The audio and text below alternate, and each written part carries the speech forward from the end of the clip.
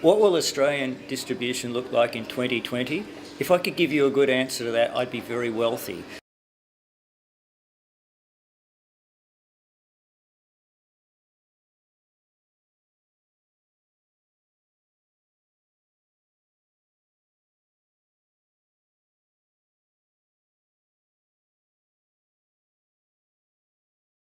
I'd like to think that Australian distribution in 2020 won't look like what it looks now.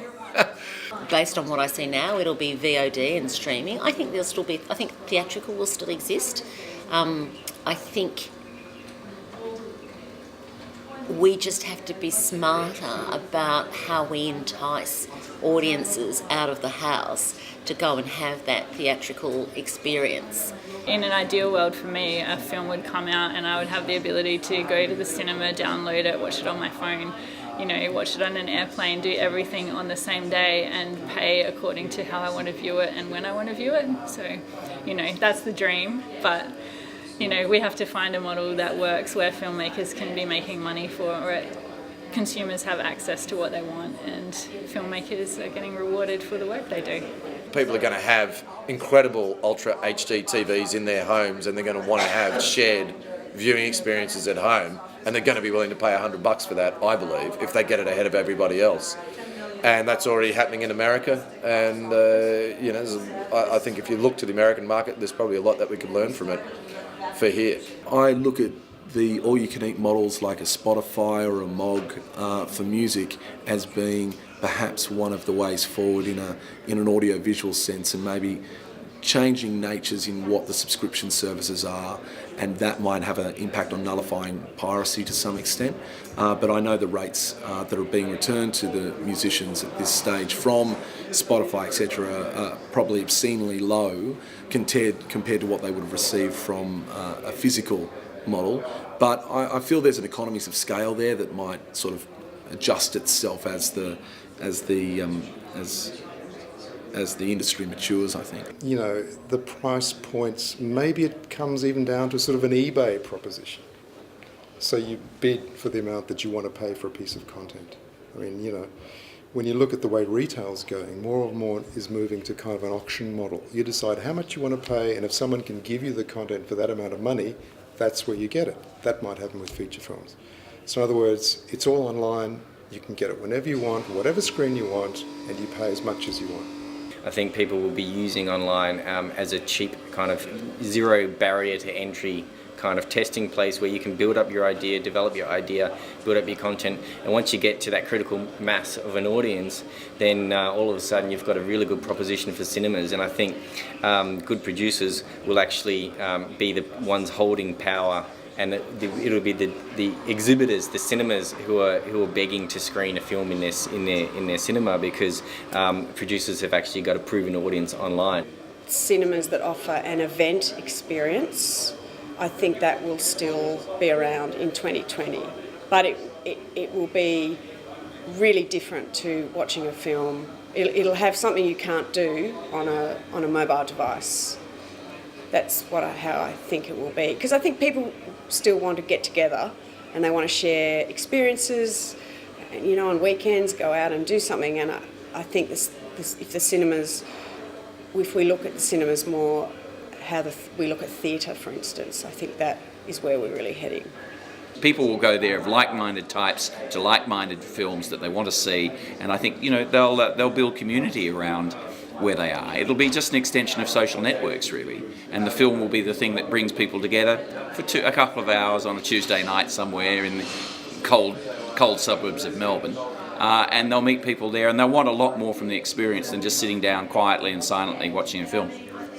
It's hard to say what distribution will look like in 2020. We don't even know what it's going to look like in 2014 or 2015. I think it's a matter of distributors and distributors, producers, and exhibitors all trying to figure out how it's going to help all of them, because no one is winning at the moment. It's hurting. It's hard for exhibitors, it's hard for distributors, and it's certainly hard for producers. I guess the biggest question will be the extent to which the theatrical exhibitors will allow projects to have closer dates between the theatrical release and the non-theatrical release.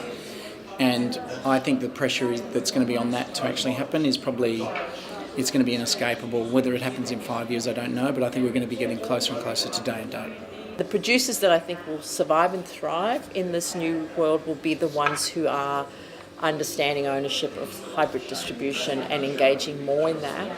And therefore, what I've done and what I think needs to happen is that that producers don't think their project ends the day they finish the film.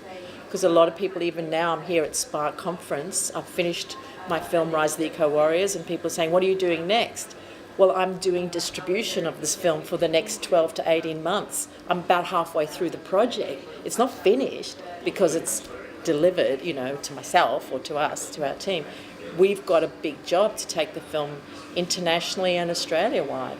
I think, of course, there will always be a need for the expertise that distributors have in understanding how to make the connection between good content and great ideas that filmmakers and digital content makers and television makers have with audiences. That's an expertise area that's been here for a long time. It will be here. It'll be even more important going forward. But as to what those platforms will be and how people will pay for them, I just can't even begin to imagine. What will the role of a broadcaster be? I think is very interesting. Brands as broadcaster is something I'm very passionate about. Red Bull is the obvious example of a FMCG product that's now become a media house, and I think a lot of smart companies are doing that as well. In the United States, I think there's a lot of much more dynamic release patterns that have been created, and they've been a lot more dynamic with niche films about the way that they get out to market and build fan bases. And in many cases they have let go. I'll give an example with our movie Storm Surfers 3D. The distributor that took on the movie rights was extremely excited that there was already a TV series that was out there in the marketplace that shared a lot of content from the movie. The conservative old world distributors kept asking questions like, how many minutes in the movie are in the TV series? I go, well, who cares? Do you want the movie rights or don't you?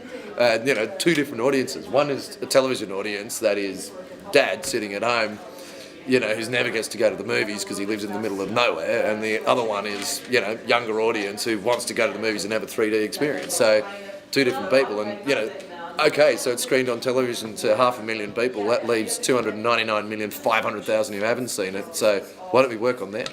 If 10 billion people see my film on an iPhone or whatever's around in 2020, that's better than a few thousand seeing it at the big megaplex.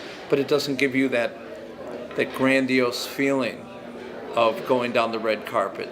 Doesn't give you the feeling of holding something like a big newspaper. There won't be any physical newspapers probably in 6, 7, 8 years. So I'm a bit sad about that the magic may go away, but as a filmmaker I'm excited that the ability to reach billions of people instead of thousands is ultimately partially why we do it. We're just going through the internet revolution right now, especially in the content space, and it will sort itself out. And we will look back in 2020, we'll look back at 5, 10 years ago and go, well, that was all quite hard, but we sorted it out, didn't we? Exactly when colour TV came in and the CD came in, it's just the latest way to consume content, and we'll sort it out.